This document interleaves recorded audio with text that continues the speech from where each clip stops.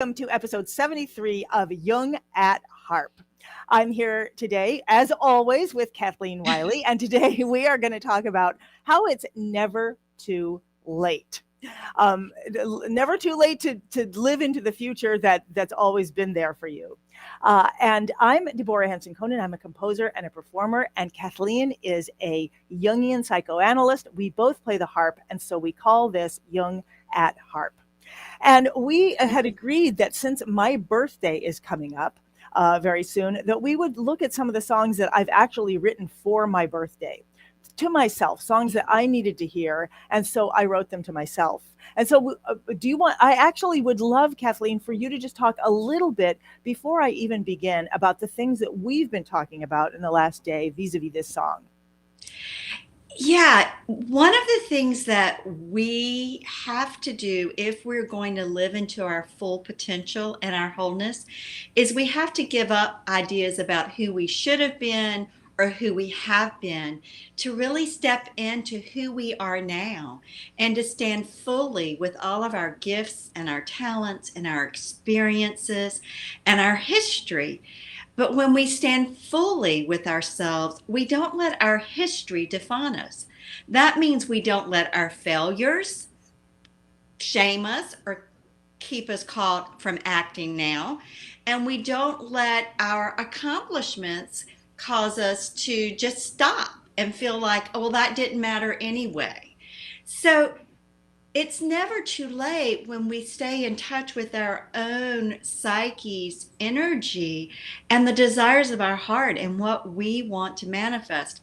But to do that, we often have to give up notions of what it should have looked like, when it should have been done, how it ought to look now, to really, again, allow what can happen now within all of the limitations and all of the expansiveness of where we are to manifest.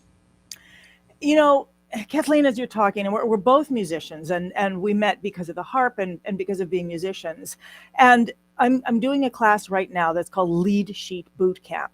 And the whole point of the class is I teach a practice, and then it's all about doing it over and over and over again. Mm-hmm. And it's about reading through a form and letting go of a lot of what's on there and being able to move to the next thing. And the power of doing this over and over again for the people who are in the class is that you literally practice letting go of the mistakes that you just made in the music and always moving on, always seeing what's next, always playing the music and not the notes. Yeah. And when I heard you talk and I thought about this song and I thought about the words of the song, I thought that is such a life practice. And I'd love to think about even outside of music, how we can keep practicing that way of keep moving on. And I'm hoping that the song will actually answer that question. And I'm saying that because I know that I write songs for myself sometimes, and I don't even know what I'm saying to myself until 30, 40 years later, or 10 or whatever. Then Right. I don't see that. And I'm curious now, in the context of what you just said, what I'm going to see in this song. Mm-hmm. So I'm going to pull myself up. I think I remember how to do this. Great. And ask you to mute, and then give a try on this. Aha, aha, aha. Oh, well, I'm trying to get this here so you can see everything I'm doing. Oh, well, I'm never gonna be a ballet dancer. Lordy, it's just too late now to try. I'll never get those roses on the stage of the Met. But I can still dance, can't I? Can't I? I can still dance, can't I? Well, I'm never gonna be an opera singer. That's something I'm just never gonna do. I'll never get those roses on the stage of the Met,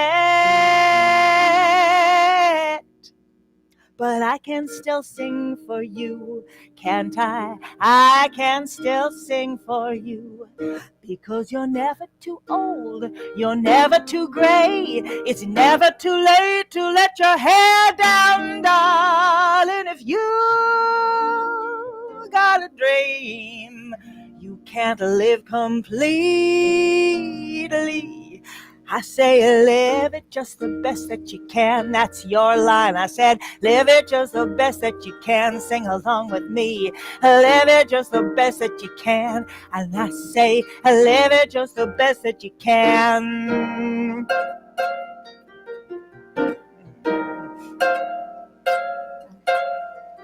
Well, I'm never gonna win the Boston Marathon. That golden wreath will never be mine. But I can run real slow, and I can watch the roses grow.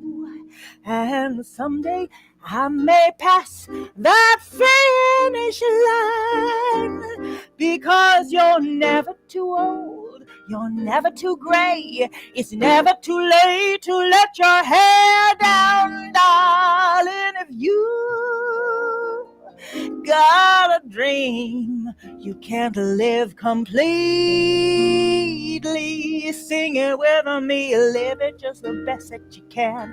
Let me hear you, live it just the best that you can. One more time, live it just the best that you can. One more time, live it just the best that you can.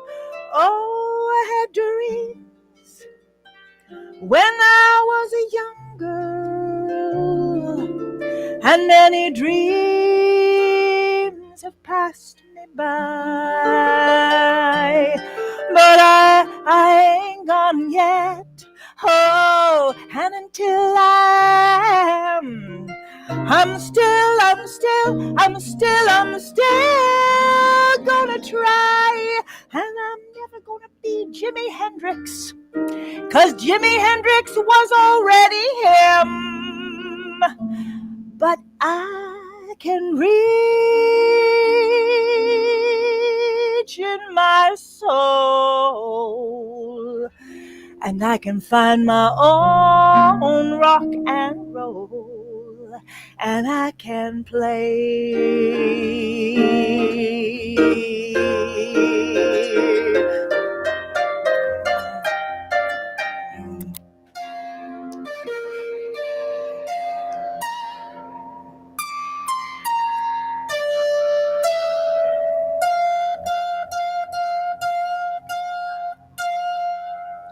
Because you're never too old, you're never too gray. It's never too late to let your hair down, darling. If you've got a dream, you can't live completely. Well, I say live it just the best that you can. I said live it just the best that you can. I said live it just the best that you can. Because you're never too old, you're never too gray. It's never too late.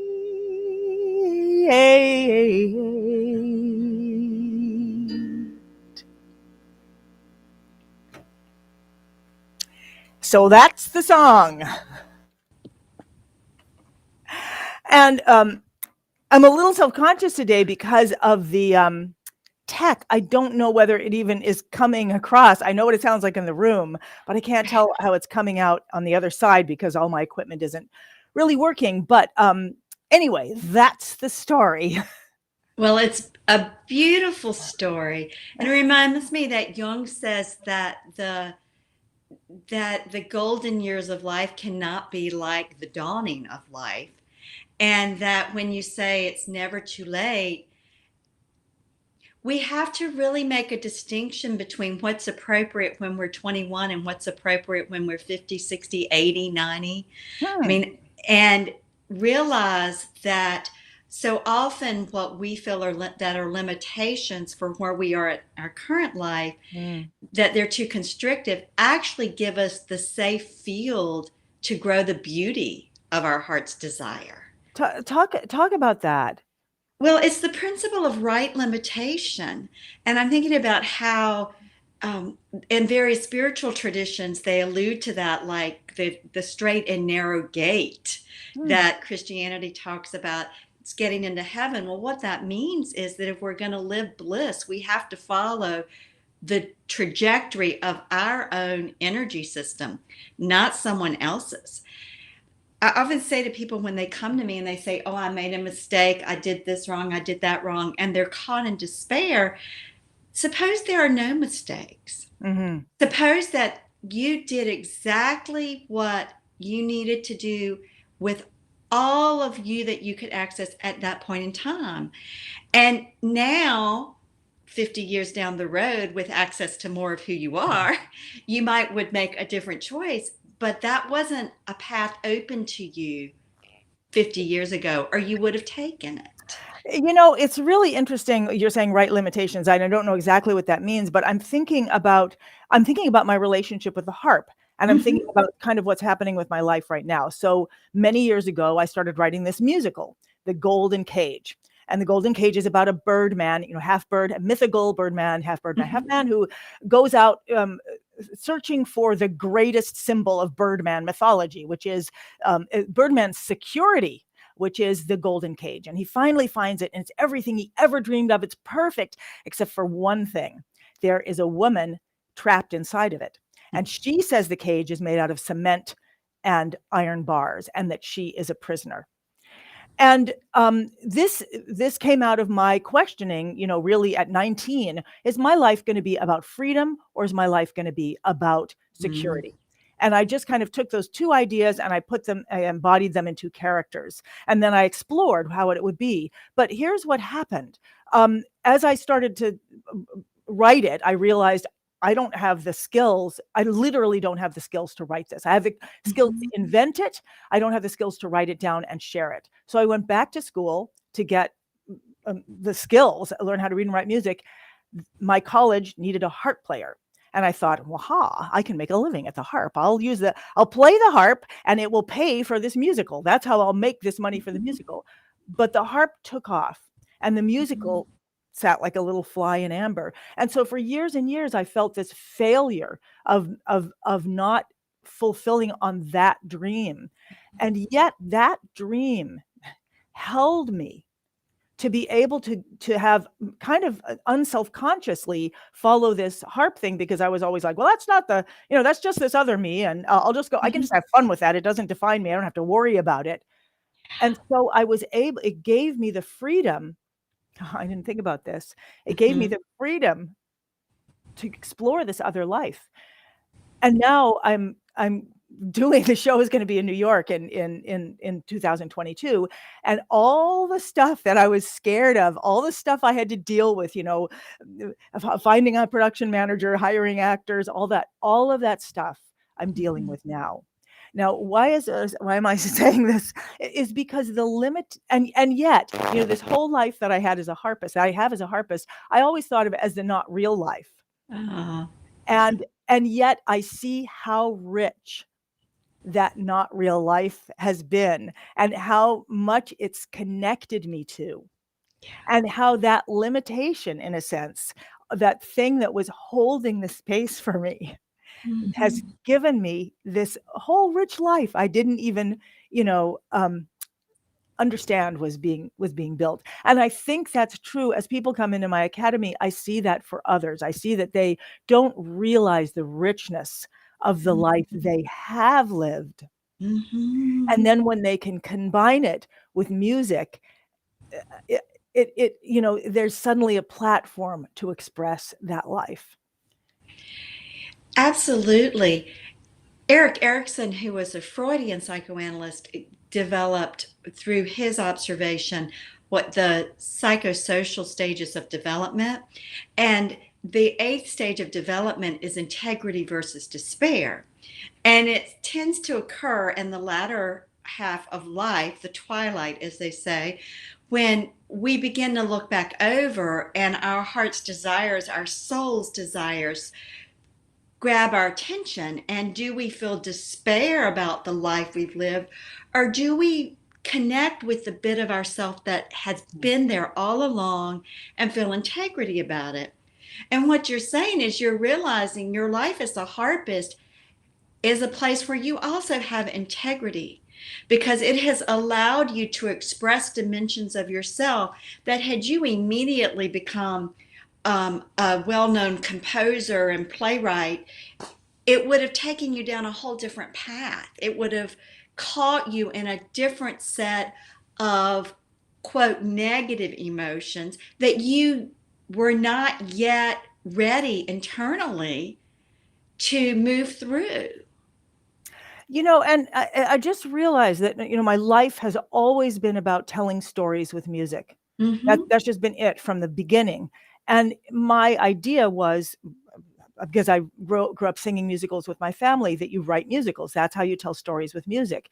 But as you were speaking, I realized that one thing the harp has, one among many, that this instrument that I never understood why I was doing it has given Mm-hmm. me, is the ability to immediately tell a story with music, to not have to sit down and write it, but to literally be able to, put it into a key, and I'm just going to get here, and at any moment, whoops, there's a myth of a great bird. We did this story a Yeah. couple of weeks ago, and to be able at any moment, just for me to create that whole orchestra, Mm-hmm. has been an incredible life experience. Yes. And now one that I'm able to share with other people. And as I see other people learning to share their stories with music, or being able to give them the tools to do that, then a whole other dimension of my life opens up, because I love stories with music, whether I'm singing them or whether I'm hearing them, and then I get to hear them. Yeah, and what you're saying is that you realize that the essence of who you are has been driving your life all along, versus this Right. form, this idea of how you were supposed to live that as you've been living it. And it looked differently than what you imagined originally at 19 or 20. Right. And how wonderful that you followed that energetic prompt, the prompt of your own libido or life force. Yeah, and and even though I kind of thought I was following avoidance, I mean, that's what I thought I was doing. I want to read here. So Susan is saying, I've learned to imagine myself differently, not stuck in the past, but embracing it and moving forward. Age is Yes. not an enemy, stagnation is. I'm trying to move forward and embrace the future. And I just want to say that one of the amazing things about Susan, and I wish we could get her here to tell her story right now, is that she has been a dancer her whole life. And at 70, or I think it was at 70, she started the harp. And she was learning the harp. And when I learned her story, I said, y- I'm sorry, I, let's have you learn enough harp so that you can use it to support the story that you already have of your rich life. And now Mhm. Susan made her own show, and Mhm. she is now doing that show, and doing it a lot of times in nursing homes and in places that are meaningful to her. There was a really important reason she wanted to give back to that community, and now that's what she's doing. And it's just, it's so perfect. I am learned to imagine myself differently, not stuck in the past. And one thing that's beautiful is that Susan has been bringing her past with her, and bringing the story of that with her, which is so beautiful. We've got to Yes, and the go principle ahead. of Sorry. standing fully with all of our gifts and talents. We don't have to leave anything behind. It comes with us, and as long as we're connected to the essence and the energy, it'll find the appropriate or the needed or the most whole expression, form in the present. Yeah. Yeah, I love that. I love that idea that we're moving, that the music of life pulls us forward if we let go of the past, and yet we can bring all the resonance of that with us. Yes. And I love these comments. Um, uh, Mhm. Reham is saying, mesmerized by this discussion, two themes come to mind: late blooming, divine timing. Yes, I love, I love the concept of late blooming. And there's, there was something else you said I wanted to go back to. Anyway, this is really, really beautiful. Oh, you were talking about the twilight. And as you Mhm. spoke of the twilight, sorry, the light, the light in the twilight is so beautiful. The golden light at that time of day, and it's something that I've, my whole life, that's been such a magical. I remember first seeing it for the first time when I was 7, how that light makes everything magical. And I just had never connected it with, the golden time of life, or the, and by the way, my birthday is coming up. So this is all really emotional to me. And because I still feel so connected to being 7 and everything that was so important to me and everything that was waking up then and is continuing to wake up. And that is the thread of your psyche, of the unique ray of the divine that you are. And it's held on to you, and you've held on to it even when you didn't realize it. And that is truly the essence of what individuation means from a Jungian perspective, is that there is a trajectory, there is a thread that our essence wants us to follow and live and express in as many ways as we possibly can. It's not limited to one way. And that is so often what gets us caught and trapped in despair. We think, well, I didn't do it that way, and so I missed it, or something's wrong. Right. But Sorry, like I you don't know said, what we have beautiful orange now. I Speaking don't of know what happened. twilight, yeah, um, I yeah, just touched something. I don't know what I touched. All yeah. right. Well, anyway, can you carry on? You were Yeah, so saying, I yeah. want to say in the song a couple of in the verses you say, I can't be a ballerina, but I can still dance for you. I can't be the opera singer getting the roses on the stage of the Met, but I can still sing for you. I can't run the Boston Marathon, win the Boston Marathon, but I can still run. And to me, that is part of the key to moving through life with integrity and continuing to stay alive instead of dying while our bodies are still here. And unfortunately, we probably all know people like that who Yeah, are very, or times like that. yeah, Uh, yeah, where we get caught in the yeah, despair because, right. again, our idea of how it's supposed to be usurps what's happening. Life is what happens when you're busy making other plans. Right. Now, I am totally preoccupied by, like, how do we get back our whole screen? Or Okay. maybe no, maybe I just need to let it go. Who knows what this empty space is here, but let's just say that is the empty space that we are going into, that we are heading into, the openness and the possibility, and the and to actually see it as an open possibility. And what I loved what you said, Kathleen, about um, well, I don't know if you said exactly this, but what I heard was that we bring the resonance of our life with us, and the message, or the gift that we're bringing, it's always coming through, it's always trying to come through us. And as we let go of what we thought we should have been, or what we thought it should have looked like, we can actually move more into that and let that take us in. Absolutely. One of the things I know that somewhere in one of your classes you talked about and shared how I think you called it squaring your day, and that you would Oh, start your morning with like 3 gratitudes and 3 forgivenesses. right. And I think it's called, I think I call it truing, but just truing your the day. There you balance, go. getting the balance like a true, right. Truing, Yeah. yeah, the alchemists talk about the squaring of the circle, which it's the same thing. It's the truing of it. But I think I want to say, if we're going to live in the present, and we are at whatever age we are going to continue to allow our heart's desire, that thread, to find a new form, then we Mm. need to practice forgiveness. The ego needs to get on board with realizing we're not in charge. We haven't been in charge. And we need to forgive ourselves for not meeting all of the ideals, for not meeting the plan as we had it laid out. And we have to accept all of the bounty that has been in our life and the riches Mm. and the Mm. experiences that have come, and connect to that thread that was there, even if it was buried, even if it's not obvious, it was there. And in doing that, extending compassion, which to me means with passion, with heart's desire, relating to ourselves. And so when you say all your life, what you wanted more than anything is to tell stories with music.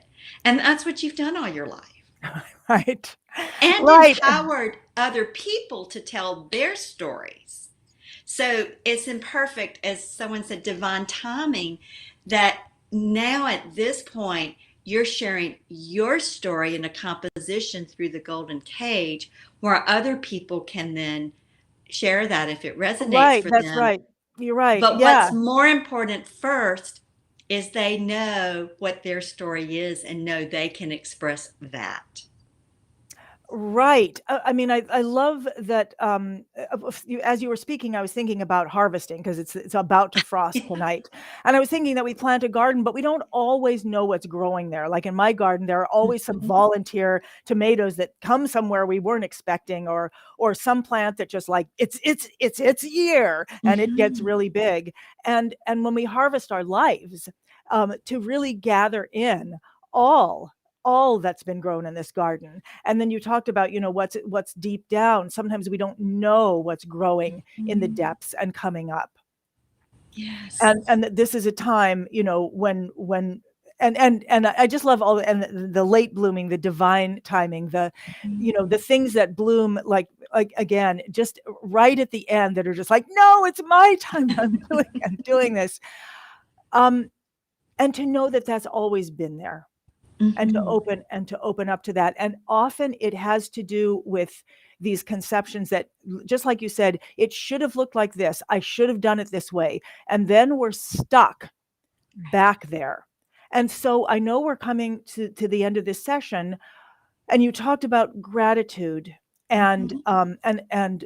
and what was the other one? Forgiveness. Yes, that's the one on the left.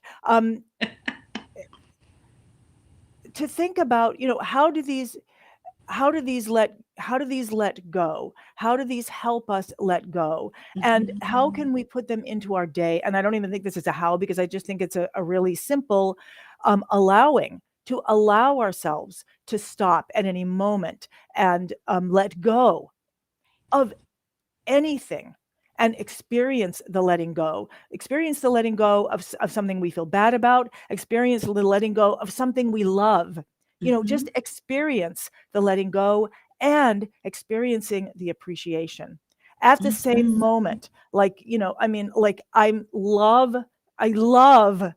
that we have pencils. I mean, like, when you think about what is life before pencils, I don't know, but it's just given us so much freedom to connect with ourselves, to connect with the past of ourselves and the future of ourselves by visioning through pencils. Or, I mean, I could go on and talk about pencils, and yeah, because it's a beautiful. I mean, and yet, but here's this pencil, and yet to experience the appreciation of it, and also to be able to put it down and ask myself, what else can my hands do? Or if every note that I play, to actually hear the note and hear the resonance of what happens after I play that, when I let that go. Yeah, that makes me think about the vibration, the resonance, and the vibration of the sound wave that comes out that affects our body. And that when we practice forgiveness and we practice gratitude and we move into that place of compassionate acceptance of where we are now, then we are able to resonate or vibrate more fully and powerfully with who we really are. Because all of those experiences create the resonance or the vibration that is our unique imprint, so to speak. I was reading something a while back that said that if we had the tools to measure, every person's voice is just as distinct and unique as their fingerprint. Isn't that something to Mm-hmm. think about? We all have a Mm. vibration that is uniquely ours. A healer I used to work with used to say, "What note do you vibrate to?" We all have Mm. a note. We all have an, and so what we are talking about in that it's never too late is it's never too late to vibrate at the resonance that is who you innately are. And all of those experiences we've had, what we feel good about, what we don't feel good about, what we've done, what we haven't done, are a part of that vibration of who we are. Oh, I see what the side thing is all about. Yeah. But Kathleen, as you were talking, I was just realizing just how much I love these conversations with you, how much I Mhm. love this and what happens. And I was thinking how stressed I was before we came on and worried about the Mhm. sound and what's happening in my life. And then just realizing that when I let that go and I can completely be with this, how beautiful it is. And then it makes me realize that there's a resonance that we each have. And then there's that resonance that the two Yes. have. And to be completely open to that Yes. rather than bringing like, well, what am I? And I'm this and I'm that and I'm blah. And when I let go of that, I can then just find our harmony or just not even find it, Yes. just enjoy it. Yes. Is the principle of induction. You know, that tuning forks will vibrate together and they create a bigger sound. We come together with our vibrations, and this harmonic or this unified vibration emerges between us and with those who join us every week. And Which like what's happening right now. I mean, yes, sorry, I interrupted you, but not, but I just interrupted you. And the resonance between us, and then what's so beautiful, and I just realized this an accident that I yeah, did. It makes it so that the minute someone puts a comment in, it just it jumps up pops up. there. And then it really truly is a part of this conversation in real time. And I Yeah. love what Teddy said, gratitude and forgiveness take the damper pedal off our lives Hmm. so that the resonance can ring and so that we can sing to it. Yes. So I want to end by saying I always love it when the unconscious gives us an object lesson. And the unconscious has given us an object lesson this morning when the screen changed. And you're like, I don't know what I did. And you couldn't, and we lived into it. And then we saw the value of it. We saw the beauty of it. Mm.